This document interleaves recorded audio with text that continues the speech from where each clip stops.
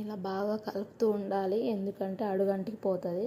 లేకపోతే కలపకపోతే ఇలా మధ్యలో మధ్యలో కలుపుతూ ఉంటూ చెక్ చేసుకోవాలి. ఇలా రైస్ దాదాపుగా ఉడికిపోయింది.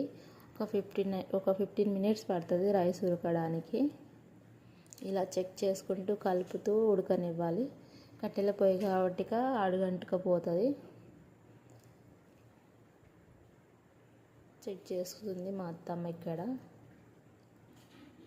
15 మినిట్స్ పక్కా టైం పడుతుంది. తొందరనే అయిపోతుంది కట్టెల పొయ్యి మీద. కాకపోతే మనం చెక్ చేసుకుంటూ ఉడికించాలి, లేకపోతే అన్నం మాడిపోతుంది. ఇట్లా కలుపుకొని మొత్తం మంచిగా మూత పెట్టి ఉడకనివ్వాలి. కొంచెం దమ్ చేయాలి మనం రైస్ని. 15 మినిట్స్లో దమ్ అయిపోతుంది. ఎంతో రుచిగా ఉండే బగారా రైస్ రెడీ. ఇలా చేసుకుంటే చూసారు కదా, ఎంతో టేస్టీ అయిన బగారా రైస్ రెడీ అయిపోయింది. దీనికి కాంబినేషన్